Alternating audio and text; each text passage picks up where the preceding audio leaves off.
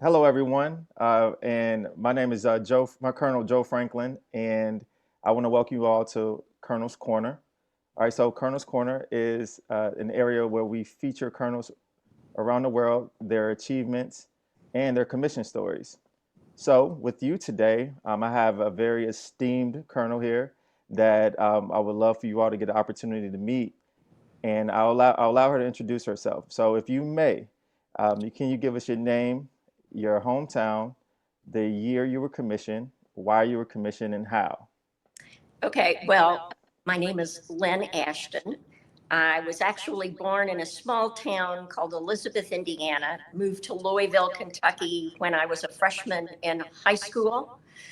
Uh, I was commissioned by Bert Combs, and I'll be honest with you, I don't exactly remember the exact year. But I think the reason that I was commissioned, I was in the travel and tourism industry, and I was very active in several associations and organizations on committees and doing extra work and in doing things for the city also of Louisville. And I do think that that was the reason why I was commissioned. All right, all right. So, for you, what does honor and service mean to you? Oh, I think it means being a good community member, no matter where your community is, helping people, being a part of something that makes your community better. You know, we all like to think that when we leave this life, that we will have left things better than we found them. And I think that that's a big part of it. It's just giving back and being a part of something larger than yourself that makes everything better. For sure, for sure. So, with that, then, for you, you gave us the why and how you became essentially a colonel, and it wasn't like firmly clear, but you were doing the work. So can you just like highlight the importance of the work that you were doing prior to your actual commission, even though you didn't know that this would necessarily lead to a commission? Like, Right. So my career really started out in the travel and tourism industry, and I became the first chapter president when Kentucky started a chapter of what was called Meeting Planners International. hmm And so I was the first president of that to lead it off. I was a member of the Hotel Motel Association, okay, working on a lot of different committees, and in fact, doing things for the community. If there were festivals going on in Louisville, I would always volunteer my time to work to be a part of that. yeah. So I sat on a lot of Louisville and Jefferson County committees. All right. So sitting on the different committees, being a part of the meeting rooms, Right. and essentially having a voice, right? And so for you, with that voice, was there always like a service component to it, simply because there's so many different ways of giving back, whether it be, Yeah. maybe time, talent, treasure. Some like to give Right. in different ways than others, but for you, from like a Yeah. volunteerism standpoint, like how has that kind of shaped like who you are and like what you've done from the course of your career to where you are now? Okay. Well, I will say volunteerism for me started out at a very young age because I always saw my parents do it. Coming from a very small hometown, one Yeah. four-way stop. Yeah, I think is there a casino there? There is a casino. Okay, I was like they rung a bell for Yeah, there sure. is a casino. I'm on the other side of Aside the of hill from that, the casino. Uh, but my dad was very mechanically inclined. He was an electrician, and anytime anybody's heating or air yeah, conditioning or anything went out, they would call him. He would go because you take care of your neighbors. You know, my mother was very creative and would bake cakes for people. And she actually helped a neighbor by making their bridesmaids' dresses for their wedding oh, and doing all awesome. of that as volunteering and doing something nice for the community. So I had a sound base from the time I was a young child. Yeah, And you help people out, you help your community out, you give back. And I think that that just carried forward as being service to the community. Right. All right. So, as you've been not only associated with the honorable order, but involved and immersed within, even Right. some of like the leadership and the guidance of how the organization is moving from a future-oriented standpoint, what would you say has been like one initiative by the Kentucky Colonels that has pushed the boundaries of generosity or action, and then what impact has that had on the community? Okay. So I think that there have been many over the years. I have been a colonel for many years. I have been on the board for several years now. And I have seen a lot of initiatives take place.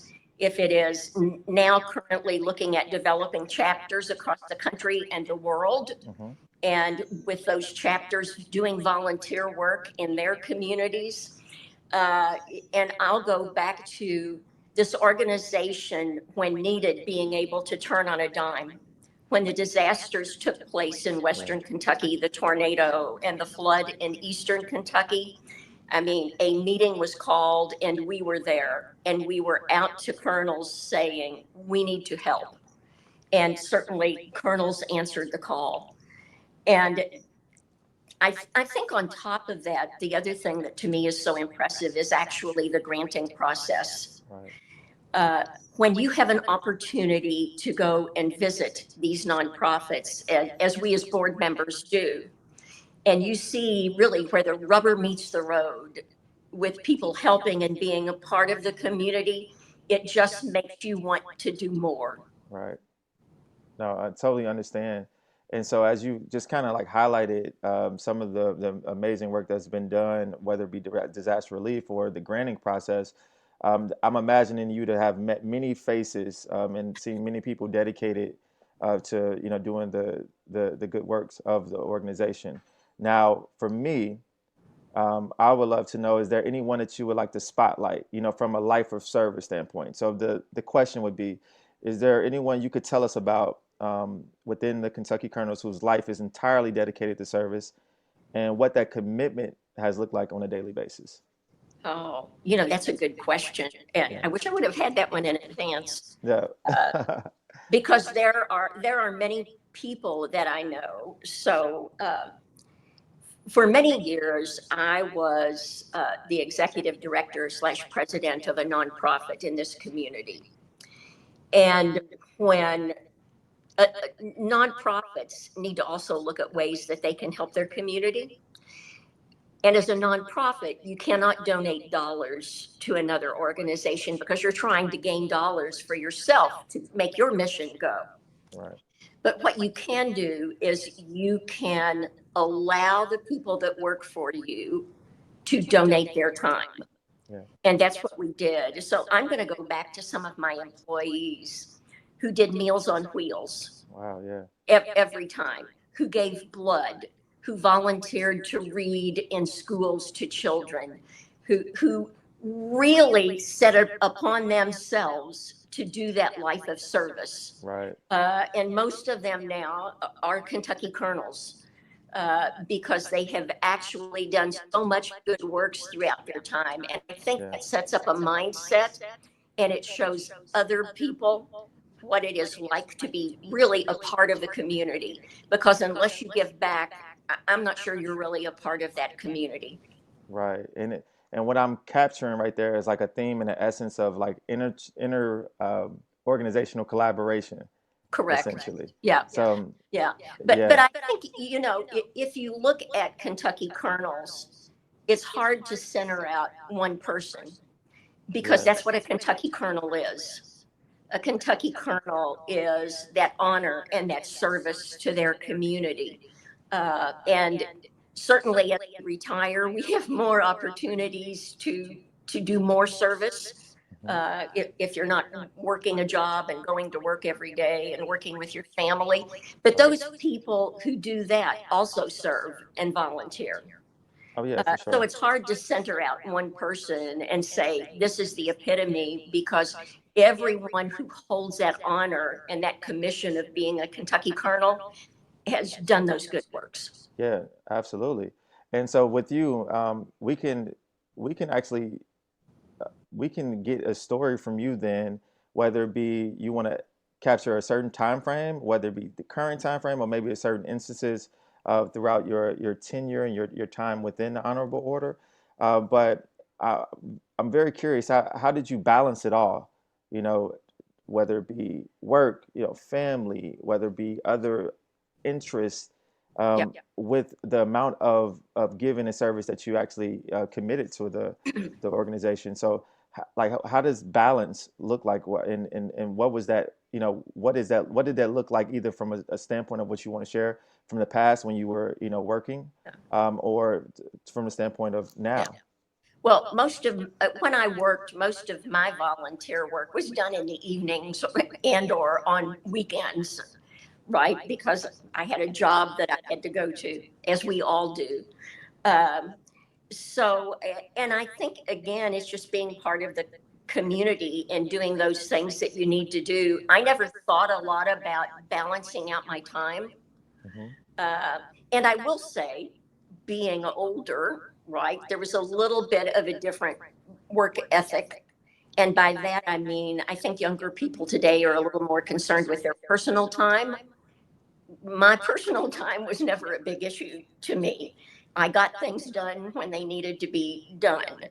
Uh, but again, volunteering has always just been something that I have done. All right. So balancing wasn't necessarily so much of a theme. It was a life of commitment in It, service. it, yes, it's being that commitment, and to me, it was almost. And I don't know that this is the appropriate way to say it, but it was almost like another job. If I say I'm going to do something, I'm going to And do then it, do it. Yeah. Yeah. The right? follow through. And Yep. there is that follow through and Yep. there is that commitment. And I think what everyone needs to do, and what I always tell people, is find your passion. And it's a good thing that we don't all have the same passion, right? Right. Uh, Right. it can be children, it can be animals and pets, it can be seniors, it can be medical, it can be the arts, it can be go on down the line. But find your passion and become a part of it and make it better. I love that. Right. So that provides a great segue into, I guess, a personal anecdote. Is there a story that you could share where volunteerism has had a direct transformative impact on someone's life, including your own, or and what was that experience meant for you and community? Wow, that's another good question. Yeah, Um, and I'm sure there's so many that the scroll through in the catalog, right? right, So right. Uh, you know, Let me think about that one a yeah, for minute. sure, it's your floor. Yeah. Um, I think that for me, volunteering, it's always been I have gotten back more than I've ever given. I have created new friendships on top of helping to make my community better, my state better. Yeah, I have gotten smiles back from people. yeah, I have, when you see a family and you're helping to load food, or I used to also volunteer at one of the hospitals locally, and certain evenings during the week, I would work at the gift shop, right, as a volunteer. hmm, And when a new dad or a grandparent would come in and want to buy something for that new baby that had just been born, and you see those smiles on their faces, that can make your day. yeah, absolutely. All right. Well, no, I appreciate that. That gives me a Yeah. great frame of reference as to like how many snapshots you had over the years of performing the work. Having these transformational moments that essentially can either stack upon each other and just Yeah. continue to motivate you to lead more of a life of service. So this is good. This is really good information here, and thank you so much. Um, so is there a story then? Can you share an example of how Kentucky's Colonel's leadership has inspired like the next wave of leaders? And this is more from an intergenerational vantage point. So how does the work either like that's happening, like that's currently occurring, how do you think that's impacting the next generation of leaders? Well, hopefully they are gaining through, when they see what is happening with the volunteerism through the Good Works program, I certainly am in hopes that that gives those people a boost to go out and do that good work. Yeah. We have created the ambassadors program, and you are one of those ambassadors. Yeah. And it is wonderful as we get older to see younger people coming on board and becoming a part of this to help carry on the tradition and to help carry on, in fact, making Kentucky a better state. Absolutely. Yeah. And I would say, since you tee that up, thank you so much. Very, very grateful to be a part of that initiative and that council as well. And I see the work that's being done, and I see the thought that is being placed in, ensuring that the good works won't stop, and that the legacy continues to live on. And so I guess, with changing the narrative, it essentially goes, you've already spoken to it, but I'll just ask it directly. Um, in what ways do you think the Kentucky Colonels are changing the perception of colonels and making it a more impactful part of society? Yeah. I think it's a lot of little things. I think it's the way that we communicate with colonels. I certainly think it is getting publicity out there about what we do. I am ever amazed at the people who don't know that the colonels have the Good Works program, Yeah. and it's letting people know what we are doing. And I think it is just that communication, and it has to be today communication on many different levels. There are people older than myself and my age who probably prefer to read something or look Mhm. at it. There are younger people who want something on Facebook or Instagram, or they're looking for a quick sound bullet. And Right, I right. think that we have really captured a lot of all of those various opportunities to tell people who we are, what we do, and what the Good Works program is all about. Absolutely. And I think this is, in a very meta way, this is a part of it. Absolutely. Like you're doing it like as we speak. This is And a part of it. Yes. yeah, Yeah. yeah. Yeah. So It's finding the various ways to carry that message, because everyone doesn't get the message from the same place. mhm. All right. And this is not one of the questions that were already drawn up. So excuse me if it catches you off guard, but I'm just so curious now from the conversation point. You know, there are chapters in many different cities, many different Yes. states across the nation and globally, right? Correct. th- for you, in your experience, um, have you seen that some chapters are inspired by others to continue to move forward and create different programs and new ways of doing the good works? Yeah. There, yes. And as far as I know, most all of the chapters do good works. Right. We have a couple of days of service on a national level here that we do, but they also have days of service that they do to bring about. I think we have one city a larger city, they have three chapters. Mm. So they've kind of spun off and created more. And it's great to see that grow, because that is another vital way of getting the word out about what being a Kentucky Colonel is. Absolutely, absolutely. And I just thought it was, it'd be a good time to just shine even more of a spotlight on the chapters, because that's exactly how the organization continues to move forward, and then the good Right. works is being rendered across the Yeah. globe. Yeah, that's true. And colonels love to meet colonels too, Oh yeah, which is absolutely. very good. So yeah, it's a good thing. All right, and so I think that captures the essence of everything that I wanted to come in with the conversation and talk to you about. But as always, I want to create the space for you to have the floor. Is there anything that you would like to share, while we're here speaking with you? Well, so here's what I'll say. I think that this is an extremely important organization on behalf of the people of our state. I think that this organization has the flexibility and the ability to turn on a dime to do what is necessary. Mhm. I think that we probably have one of the best vetting programs of nonprofit organizations that I have witnessed throughout all of my years. Um, it just makes me proud to think that I have been commissioned and that I'm a part of it all. Awesome. And with that, I think that's a great way to end. And I'm grateful to be a part of it as well with you having this conversation. And I'm just very grateful for the opportunity and the platform to do such. Thank you. All right. Well, so everyone, thank you. This has been Colonel's Corner again. I'm Colonel Joe Franklin. Just spoke with General Lynn Ashton, and we wish you all well. We're out.